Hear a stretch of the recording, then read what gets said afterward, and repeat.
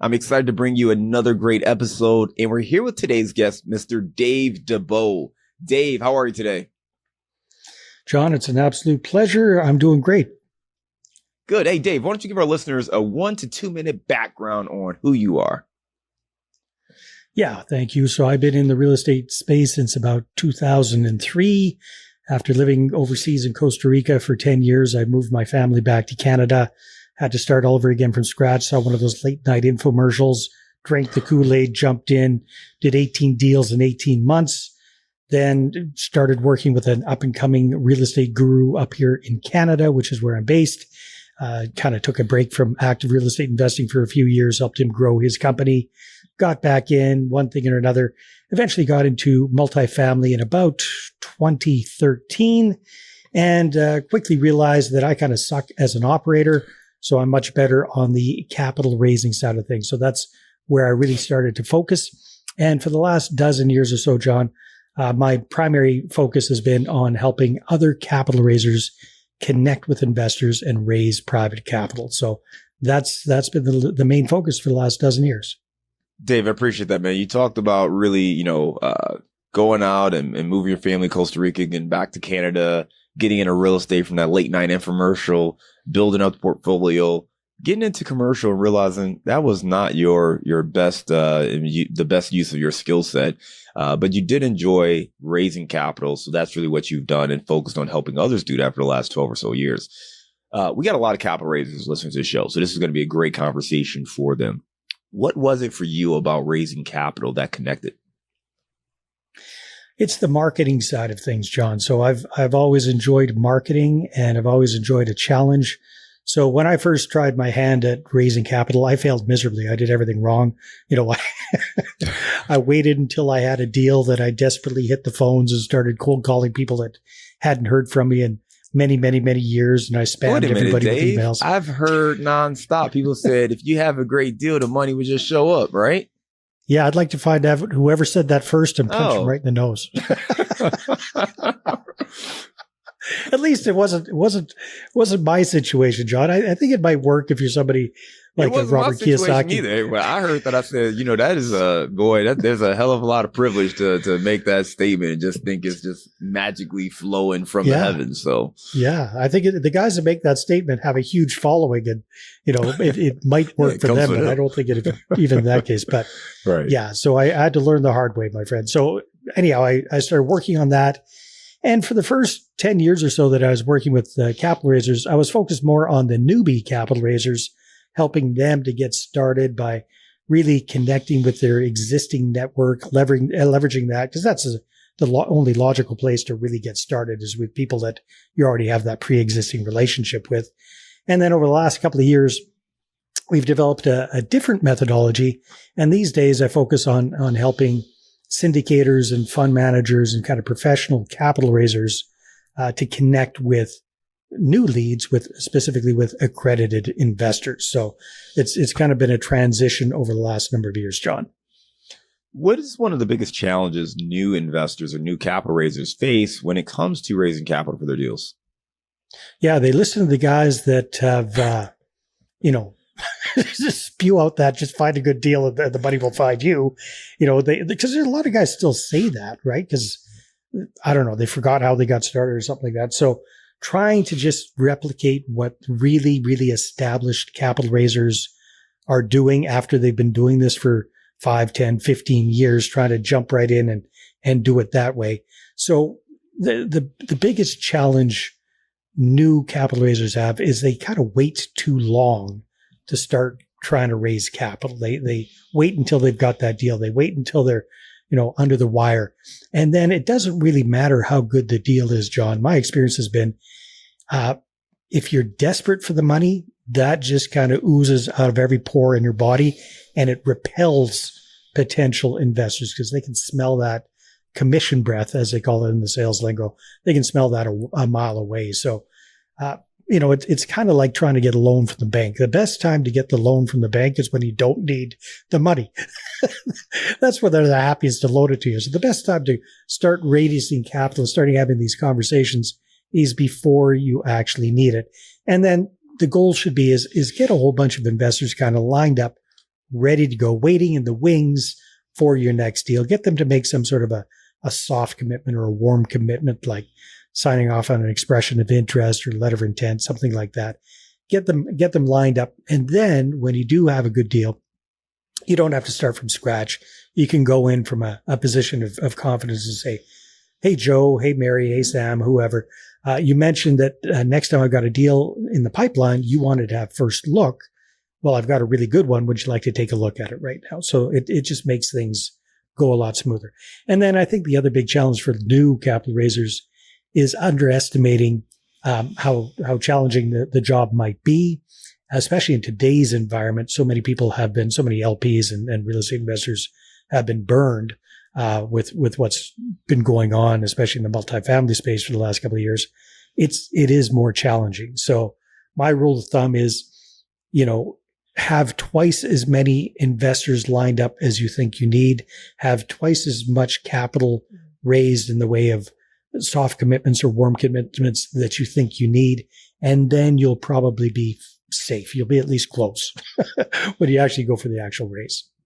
Dave, great advice. You talked about, one of the biggest challenges newer investors face, new capital raisers face, is again, just listening to some of the weird, wide-ranging feedback where it tells you, hey, it's easy. Just go out there and make a couple phone calls, the money will show up. No, you want to be proactive in your conversations, but you also don't want to be desperate. You mentioned that desperation is going to repel investors. And that's so true. So often people don't really start taking action until they are desperate. And I think that's one of the things that, if I could summarize what you said, people tend not to reach out until like their back's against the wall. Like now they're starting to call everybody in their database because they're like, hey, I've got 2 weeks and I need $1 million. And whoa, you should have called me 2 months ago, right? Yeah. Like you're waiting this long. And that's one of the biggest issues because I think they underestimate the amount of work, the amount of conversations, and quite frankly, the relationships that are necessary to raise capital. So I appreciate you sharing that. You want to build these relationships before you actually need the capital. You want to talk to people. You want to share these deals. You want to share what you're doing. And you also want to assume you're going to need twice as much. So if you think you can raise $100,000, you probably can raise 50, right? So you need to, whatever you think you can do, cut it in half based on the relationships you have, because you're going to need to have more and more conversations to actually make sure you're comfortable. So really great stuff there, Dave. And you started to allude to the fact that, hey, and that was, a few years ago, in today's environment, the market shifted where, there's less investor confidence in the marketplace. The overall economy has softened. The multifamily sector has lost a little bit of that luster that it's had over the last, decade or so. So I hate to break it to you, man. It's lost a lot of that luster. Well, it's lost a lot. So I'm in the Midwest, right? And I gotta say, our Midwest opportunities, I think, are still very strong. And this is in the Midwest. Those folks in the Northeast, those two regions in particular, I think have done really well. But part of it is the business plan in those regions is always a little bit different than maybe what you see in the Southeast and the West, the coastal markets. Yeah. Because I think there, that traditional value add come in, we're going to update the kitchen and, push rents $500. Like, they were doing it. You couldn't say anything. It was working, but the cap rates compressed so much that there wasn't that much upside. It's not so much that it's not a bad asset class. It's awesome. I'm still very, very enthusiastic about multifamily. I just think the general outlook of a lot of LPs it's a negative outlook right now. So that's what I meant by the luster. Well, I fundamentals think, for sure. Yeah, but I think to your point is, it has lost a lot of its luster. And, for me, I'm trying to contextualize like, hey, what happens sometimes is people, we start to overgeneralize, right? And multifamily is no longer doing well. And it's like, well, it's not the entire multifamily sector, right? There's a specific component or a specific business plan in multifamily that has not proven to be successful over the last couple of years. But there are other business plans or other areas where it's tried and true. People have been doing this for centuries or for decades. And we have to just get back to fundamentals. But to your point, that overall allure of multifamily is gone. Like, people are not, licking their chops to just go out there and invest in a deal without it having some strong fundamentals behind it. Yeah, and I think the bigger challenge is, John, that if you're going out to LPs that already have a lot of experience, especially a few years back in the multifamily space, that's where it's very, very challenging to raise capital these days. Yeah. However, if you're looking at fresh fields, if you're looking at other accredited investors who perhaps have not invested in this asset category yet, then I think there are tons of opportunities there, because you can illustrate the fundamentals of multifamily real estate and show them why it makes sense. And they don't have as much baggage coming into it as the other people have, who, justifiably, some of them have been burned. Some of them have their investments are either on hold, or they've lost money, or they've had cash calls. So going back to those people, trying to convince them to invest in your multifamily deal might be a little bit rough these days. Yeah, and that's great feedback too, because again, everyone is a little bit different, and it's important to understand who you're talking to, because what you're getting at here is that every investor is a little bit different, and it's about their frame of reference and their alternatives. If I've only invested in stocks, this is still a great alternative, right? Because I've been watching that stock roller coaster for the last decade as well. So to take my money and put in something that's tangible, it's always going to be attractive. However, I was talking to Ash Patel, interviewed him, not too long ago, and we were just chatting about multifamily versus, say, office or some of these other, commercial real estate sectors. And the one thing that he mentioned was like, he was investing passively with Ashcroft years ago and was making, 25% returns.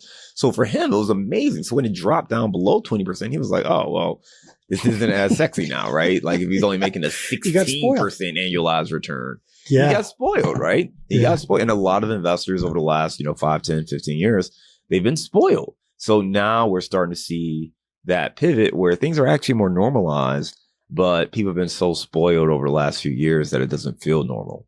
You said today you really help more capital raisers who are maybe a little bit more experienced, who are really looking to scale. Talk to me about how you identified this was an opportunity and some of the challenges that those syndicators and those capital raisers are facing.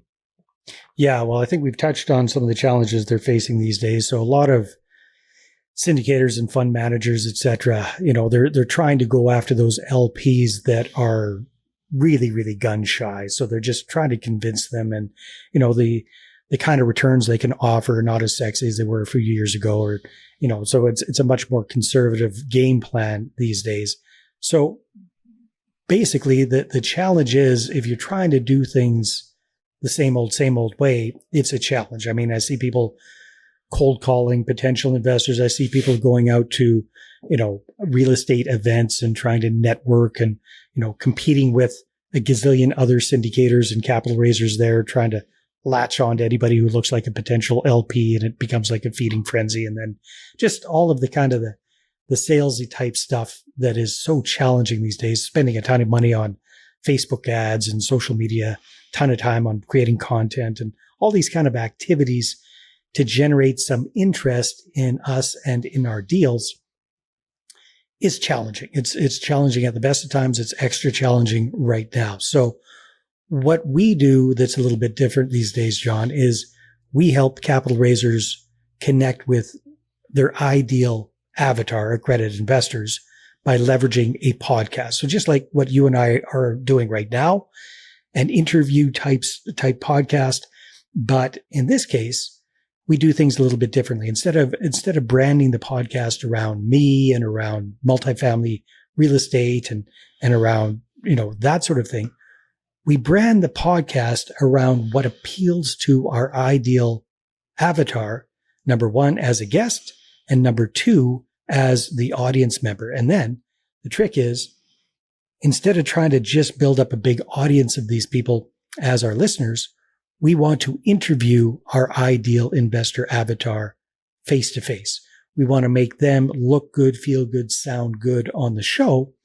And we want to massage that towards a little bit chatting about financial success, getting ahead, that sort of thing. And then at the end of the interview, we want to kind of keep the conversation going and create some curiosity and get them booked into a discovery call to find out what we do with real estate. So if that makes sense, it's really about using a podcast as a direct lead generator. It's about using a podcast as a way to provide value first to your avatar instead of just trying to yell, hey, look at me, look at me, look at me, louder than the next guy. It really is. It's about psychology. It's about saying, hey, I want to make you the star. I want to feature you on my podcast. I want to show the world how smart and successful you are. And then that's just a massive shortcut to number one, creating rapport. And number two, really creating that know, like, and trust factor. Does that make sense, John? It makes a lot of sense, Dave. And what you're talking about is a different approach to podcasting, right? It's not just about, look at me as the host or, hey, here's this topic specifically that we're going to, just talk about exclusively. You're really getting at, hey, who are the people who are the ideal avatar? Meaning, who's the right target market that we want to be talking to as investors? We're going to create a show so we can bring those individuals on. I'm going to be able to talk to them, make them a star, give them great value, give them some content that they can share amongst their friends and family and community. And from there, they're also going to get to learn a little bit more about us, what we do investing wise, and hopefully we can expand and continue the relationship there. So conceptually, I love it. When we got into content marketing, this is what content marketing is supposed to be, right? Content marketing started with, and I did 15 years of corporate America doing marketing. So this is a little bit my foray.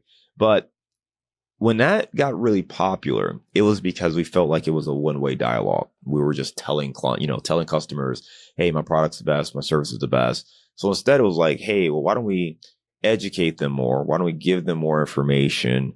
And then that's going to make them more likely to want to work with us. What you're talking about is taking this to a whole different level where now we're actually building rapport. We're building a relationship. We're giving them great value, hopefully helping them in other ways as well. And from there, we can now talk about working together because you've given so much value. I've got a couple of questions here. So the first one, this sounds great in theory. What does this look like in practice? Well, let me tell you a story. Let me show you an example, perhaps, and this might kind of fill in the blank. So we got a client, Dr. Tudor Franco. He is a medical doctor and a syndicator. So guess who his ideal target avatar is as LPs? Medical professionals. I'm going to guess his doctors. There you exactly. Other doctors, right? He could talk the lingo. He could relate to them. Yep. He could really hit their pain points. But the challenge Tudor was having was like everybody else was how to get their attention out, especially doctors, right? Doctors and medical professionals, crazy busy. So we started working together and we built him a show called Stellar Success, Leveling Up for Medical Pros. Okay. Has nothing to do with syndications, nothing to do with multifamily, which is what he does. It's all about leveling up. So that's the theme of the show. It's like, so when we get him a medical professional booked in on his podcast, they're talking about several things. They're talking about professional success, like Dr. Smith's, what's your secret sauce? Like, what do you do differently than other doctors? How have you built up your practice? All that kind of the techie side, which appeals to other doctors. So they're going to tune in for the show there. We talked a little bit about the personal side. How do they balance their personal and professional lives? People are interested in that. And then we start talking about the financial side of things, right? So it might go something like this. Dr. Smith, sounds like things are going really, really well with your practice. Now, a lot of busy doctors like yourself and myself, we're making very good money right now because we're very active in our business. We're very active in our practices. But looking ahead, we want to kind of keep that level of income high without working so hard for it. So what are your thoughts about that, about creating income outside of your practice? Then zip it. Let Dr. Smith talk a little bit about that, or while I'm, investing a bit in stocks and bonds, or I'm dabbling in crypto, or I'm reinvesting everything back in the practice, whatever they say. It doesn't really matter, but it's just to kind of get that conversation going. And then at the end of the interview, after they've stopped the actual interview, they're still on Zoom or the platform together. Then Tudor will turn around and say, hey, Dr. Smith, congratulations on the success of your practice. Now, you mentioned that you're starting to dabble a little bit in stocks and bonds or crypto or whatever you said. Let me ask you this. How do you feel about the kind of returns you're getting on that investment? How do you feel about the security and the stability of those investments. Is that something you're 100% happy with, or is there maybe a little room for improvement? I don't care who you interview. You could interview Warren Buffett. They're always going to say there's room for improvement. There's always room for improvement. Okay. Then you kind of create curiosity. Then you go from there. Well, that's cool, Dr. Smith. So we're doing something really interesting with other busy medical professionals just like yourself in alternative investing in apartment buildings. And we're able to get our investors very good, solid, steady Eddie double-digit returns on their investment. And at the same time, quite often, we're able to get them some significant tax breaks. Is that something you might be interested in taking a look at? Book them into a follow-up discovery call. And then the goal of the discovery call is not to get them to cut us a check for $100,000. That's too hard, too fast.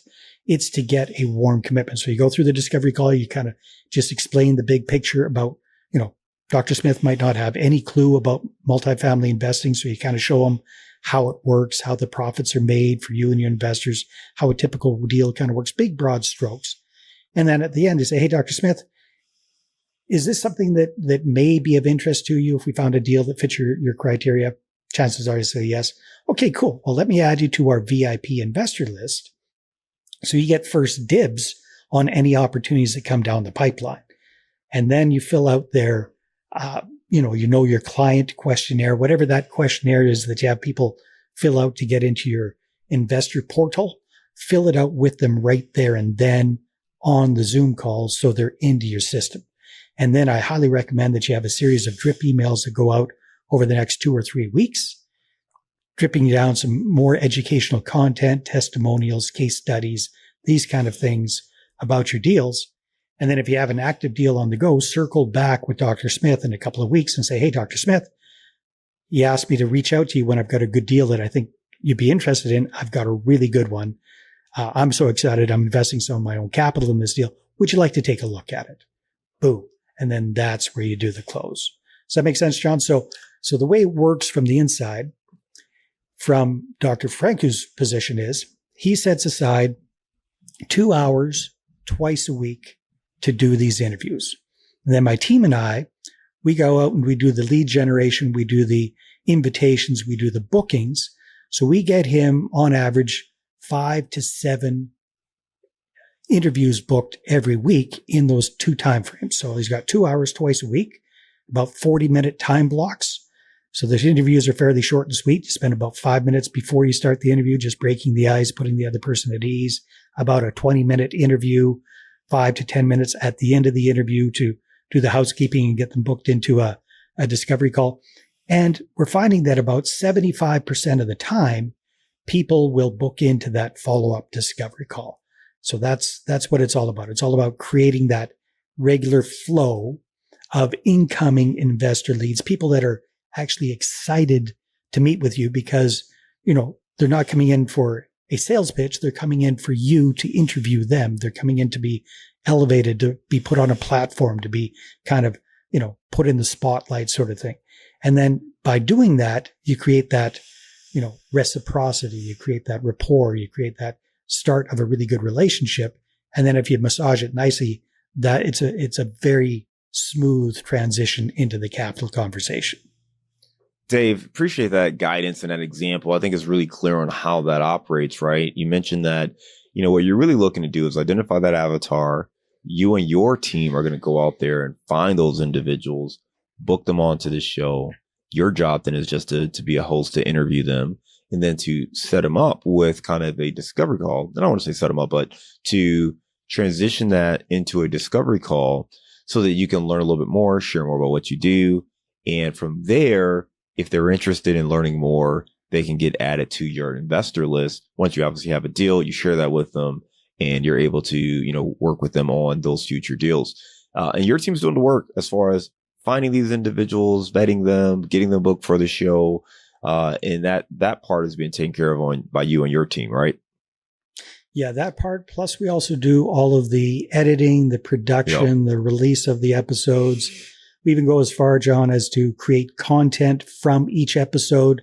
We create a nice little package of content for the guest so that we can send that to them when their episode is released. They've got a LinkedIn article, Facebook post, Instagram post, all these different things, shorts and reels all kind of delivered to them in a with a bow on it, so to speak. And they love that because, a lot of these people have never been interviewed on a podcast before. So John, for you and I, this is old hat.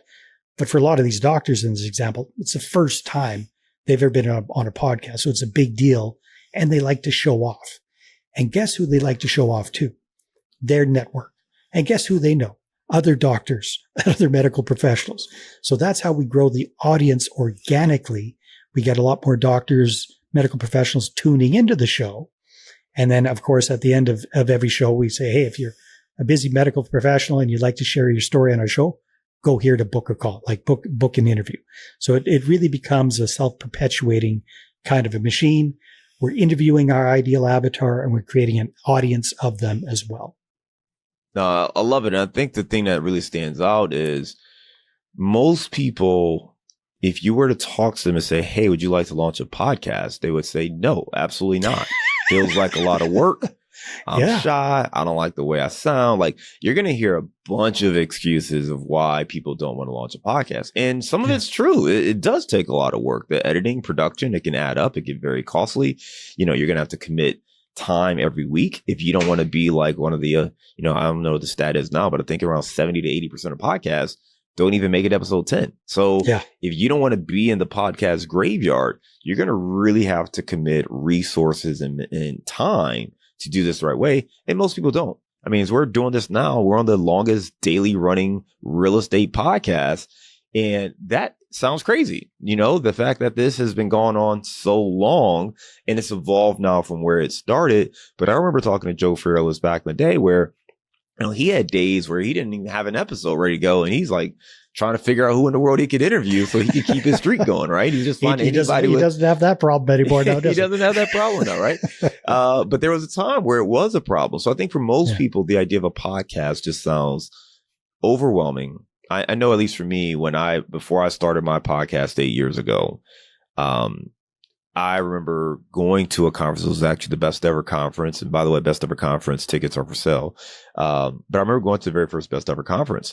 And I remember seeing Joel there, obviously. And there was another guy, Reed Goosens. And I had known Reed from his podcast, Investing in U.S. Apartments or U.S. Real Estate. And I remember seeing him. And I went up and said, hi, Reed. And he looked at me like, who the F are you? And I looked and in that moment I realized, oh, this guy doesn't know who the hell I am. Like, why would he know who the hell I am? Right. And I knew him because of his podcast, but he had no clue who I was. So we ended up talking a little bit later. And I remember it was a small group of us and we're just chatting by the bar. And I said, I've always been interested and curious about a podcast, but I don't think we need another real estate podcast. By the way, this was 8 years ago. Yeah. And I was telling him, I don't think we need another real estate podcast. Oh my gosh, there's so many. Who needs another real estate podcast? And one of the guys said something that really changed my approach. And he said, the world may not need another real estate podcast, but your network does. They need to hear from you. They need to hear your perspective. They need to hear and see someone that they know who's doing this in this space. And that's going to help them build their trust. They're going to see that you're really committed to this. And it isn't just an idea. Because what happens a lot of times is we have friends, right, who have these ideas of things they want to do. And, hey, I'm going to get in real estate, or I'm going to do this, or I'm going to do that. And you're like, all right, buddy, let's see. All right. We'll see what happens, right? And a lot of times those things die. But when you see someone who's really taken a real step to that commitment, now you're willing to follow up. Hey, man, how's that going? What are you learning? Tell me more. Now they're curious. Now they're willing to invest. So I love that the way you're structuring this for people really takes some of the vanity or maybe the limiting beliefs out of the equation, because you're not doing it so you can get 1 million downloads. You're not doing this so you can have the #1 top rated, real estate podcast. You're doing this as a means to build some authentic connections with people who may want to do business with you. And that is a great reason to jump into this, as opposed to doing it for reasons that are maybe more self-serving. So absolutely love that aspect of it, Dave. Yeah. I want to go with what I perceive as a challenge. And I think many of our listeners may perceive as a challenge. If you have, say, successful doctors I think people recognize, okay, hey, maybe you can get them on the show. I would imagine some of them are a little more reluctant to be podcast guests as well. So for our listeners, if you're thinking about this, but your avatar doesn't scream podcast guest, if it's not the type of personality that feels like they're going to be lining up to be on the show, how do you approach that? Well, we haven't really had that problem yet, John. So there's usually a couple of different ways that we go about this. So Dr. Tudor's example was very, very straightforward, but we have other clients that are a little bit more geographically based. For example, we've got one client, Tim. He's in Phoenix, and Tim is also a multifamily syndicator, but he's the kind of guy that really likes to meet and greet potential investors. He likes to shake hands and have coffee meetings and this kind of thing. So we focused his show, which is called the Phoenix Prosperity Podcast, I believe. Yeah. And it's all about Phoenix and Phoenix area. So his avatar are successful business owners, successful professionals, and successful executives or high paid employee type people. So in other words, accredited investors in and around Phoenix. So that's who we go after. It's not one specific category like medical professionals. It's business owners, professionals, and high paid employees. That's who we're going after. And we're getting them booked on his show because we're talking about success. We're talking about personal, professional, and financial success. And it's a way for them to kind of strut their stuff. So there's different ways that you can go about it. It doesn't have to be exactly demographic. It can be geographic based. Another tricky thing that we've started doing recently, John, is when we're working with a new client, especially if they've got a decent track record, we say, okay, let's say, for example, they've got 50 LPs who've invested with them in the past, right? Past or current investors. Well, we take a look around that, kind of see does it lean towards one end or the other? If it does, great. If it doesn't, that's okay too, because we'll start the podcast with a bang. We'll get our client to interview 10 or 15 of their existing or past investors. And that way, number one, we create a whole bunch of content we can launch the show with. So we get over that 10 episode hump immediately, day one, when we launch the show. There's already 15 episodes in the hopper. Number two, it gets the client some friendly practice runs with people that they already know. So they're feeling more comfortable about it. But we can also leverage that and get referrals from those guests to other people that they know, because it's a lot easier to ask them for a referral for a podcast guest than for an investor, right? So nice, easy ask there. Number two, it's a great way to get raving reviews. So we can get testimonials and get video sound bites that you can use on your investor site, because what your investors say about you is way more powerful than anything we can say about ourselves. And the third thing is, it's just a great way to also get re-ups, right? To restart that conversation and perhaps get that person to reinvest. So that's something we've started doing. And then once we've got that initial batch of 10 or 15 interviews done, here's the trick we do, John. We take a look at those guests, and primarily through LinkedIn, we'll say, who are they connected to on LinkedIn? And then we'll reach out to their connections that kind of fit our criteria. We think they're going to be an accredited investor, and say, hey, we just interviewed our mutual connection, Joe, on our podcast. We were checking you out. Looks like you'd be a fantastic guest to feature on our show. Here's what's in it for you. Would you like to be a guest? Boom. So we can kind of do like a spider's web approach and leverage our guests' connections as well. So there's all sorts of different ways we can get people booked in on the show. These days, John, that is not a problem at all. We are consistently getting our clients 20 plus guests booked on their show every single week, on average 5 every week. And again, we make it as streamlined and as frictionless as possible. So their clients just block out 2 2-hour time blocks each week, and that's their podcasting time. That's their interview time. Dave, I love it. Now, the thing I really enjoy about what you just said is the approach is starting with those folks who already have, a predisposition of having a great experience with the host, being able to use LinkedIn to identify ideal guests. And it's different because it's not just investing, right? I think the challenge a lot of times capital raisers face is, okay, Jimmy Smith invested with me. Now I'm going to try to reach out to, Mike Robert. And, Jimmy may not want Mike knowing that he invested with you, right? Like Yeah. you don't necessarily want to lead with that. And it's also a larger hill to climb when you're talking about investing, because typically you're looking at a $50,000 minimum investment.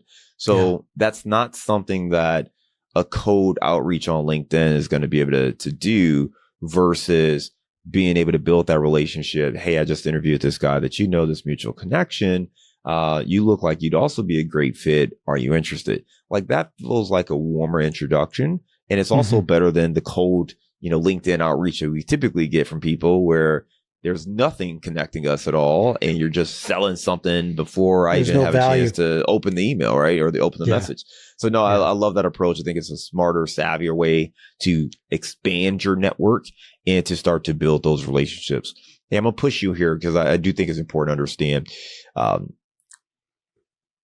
When people don't want to be a guest on the show, what's the main reason you hear of that? Or do they just not respond, or they give you a reason for not wanting to come on?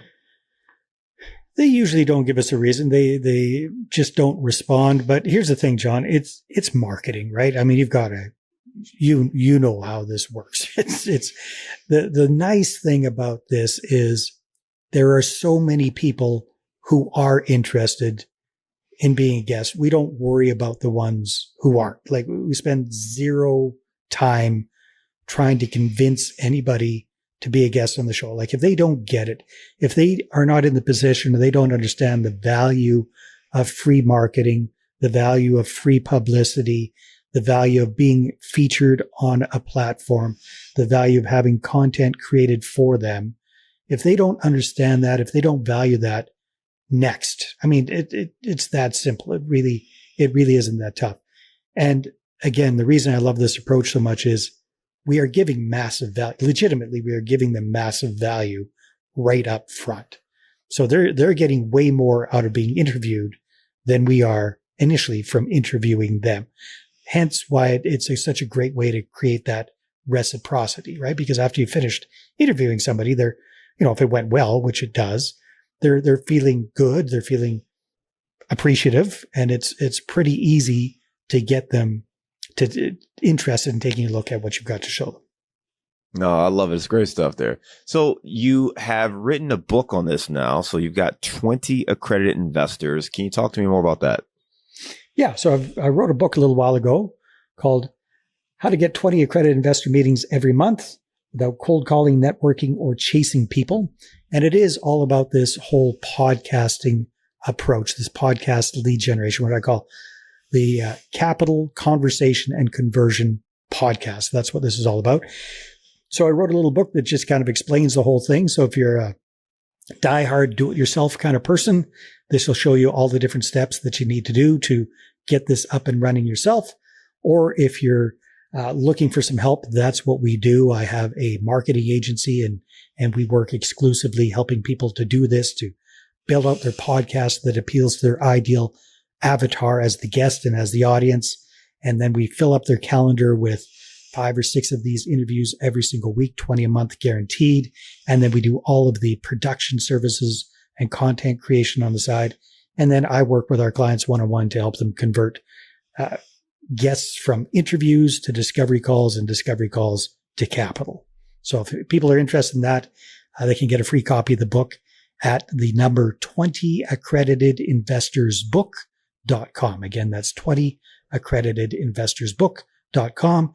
And once you get the book, if you want to book a call, there's a calendar there and you can jump on a call. I'll be happy to jump on a call with people. Yeah, Dave, appreciate that. So listen, there's 2 ways you can approach this, right? So Dave just laid out the process. If you want to work with his team, let him do all the hard work, finding these guests and ultimately helping you build out your accredited investor database. You can certainly take some of the information Dave gave and try to look at it yourself too, right? We talked about launching a podcast that was focused on your avatar, giving them the stage so you can engage with them, highlight them as the hero, learn more about what they're doing, right? From there, you can now share more what you're doing, see if they're interested in learning more, book that discovery call. And then from that discovery call, get them added to your investor database or your VIP list.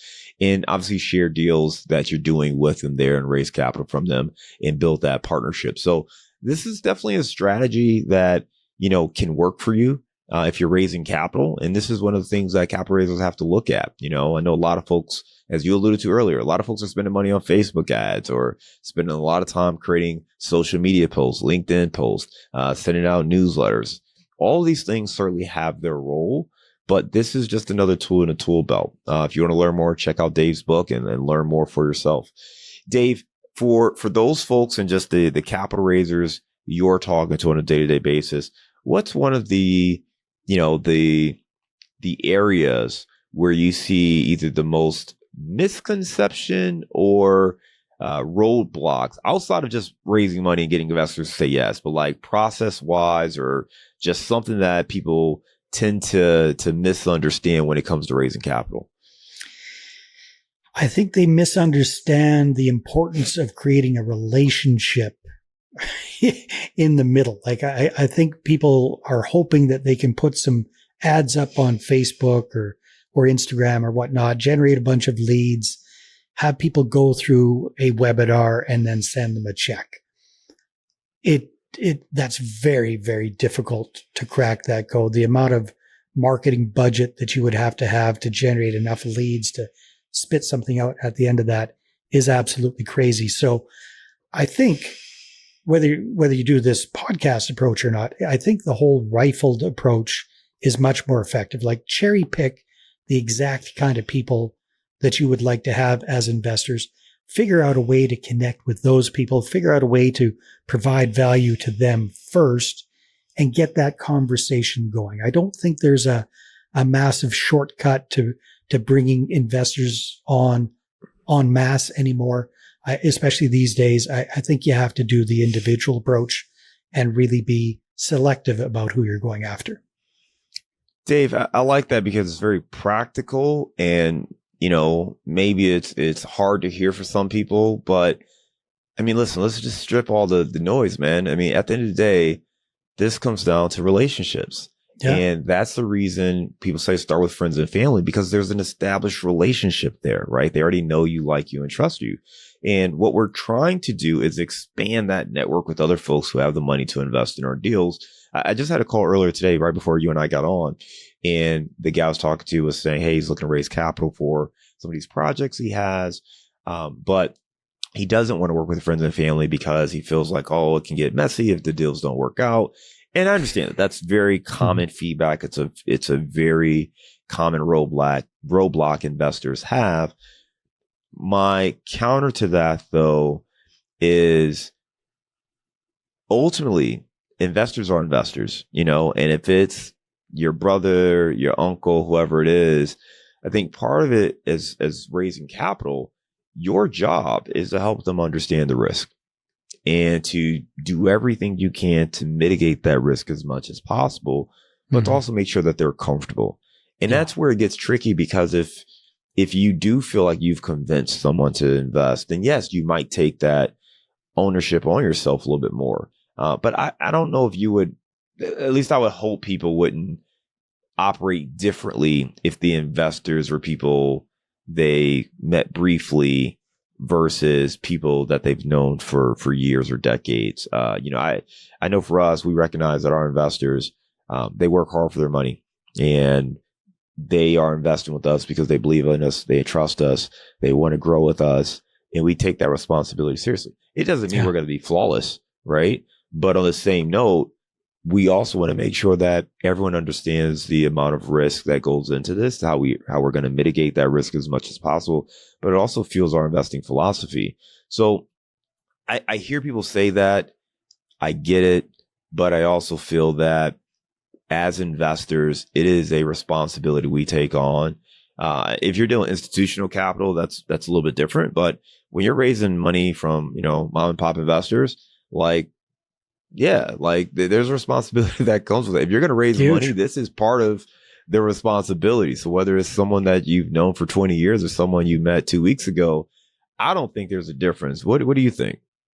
Yeah, that's a good point. I think if you've got a good deal, and if you're confident in that deal, and if you're putting some of your own skin in the game in that deal, you're doing your friends and family a disservice by not offering them at least the opportunity to take a look at it, right? I mean, where else are they putting their money? Where else are they going to get that kind of return? Where else are they going to get that kind of security if it's a good deal? Where else are they going to get, depending on how you count them, 8 different ways to create a profit from a multifamily property? Like what other investment can they do that provides that? Plus, I mean, it's secure. It's something that's in demand. It's something that is quasi-recession resistant, at least. I mean, times are good. Everybody needs a place to live. They're moving into the area. Times are bad. People are getting downsized. They still need a place to live. Apartments are going to be it. So, and there's such a huge shortfall of rental units in North America these days. I mean, there's so many pluses to this. If you don't at least offer your friends and family this opportunity, then they're going to be pissed at you 3, 4, 5 years down the road when you're strutting your stuff, showing how well you did with this deal, and you didn't even give them the opportunity to take a look at it. That's my take on things, John. So I'm right there with you, Dave. And I appreciate you sharing it and sharing it the way you said it, right? It's a disservice. And I think that's the thing people miss, because you're looking at it from a very selfish lens if you don't think of it that way, because you're only focused on what you get, right? If you only focus on what you get, then yes, you're going to be like, oh, no, I don't want this person, because if it goes bad, then I don't want them blaming me. But if it goes bad with this person, I'm cool with it. Whatever. I live with it. Like that's, I don't understand that mentality. Right. Yeah. So it is a disservice because, and I have a family member who is actually a friend of the family. And my sister-in-law called me and she said, hey, can you sit with this person? They've got their money in a savings account and it's been in there for 3 years.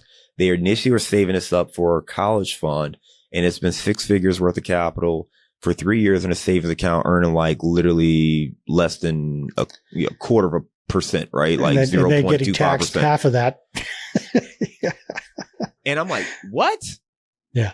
So I think the one thing I would push to anybody raising capital is you really have to embrace the service aspect of this business. And if you're not doing this to serve other people, to help other people, and you're only focused on what you get, then maybe this isn't right for you. And if you're only going to cherry pick who you take money from based on the relationship in a counterintuitive way, meaning the further away that relationship is, you'll take it, but if they're close to you, you won't take it, then this may not be the right business for you. Or maybe you should think through your deal structure or what you're doing, because you should be doing this in a way to grow and scale and to help the people closest to you, right? Because like you said, if you're crushing it and making money, and the people close to you are like, wait a minute, hey, what are you doing? Oh, I've been making money in real estate.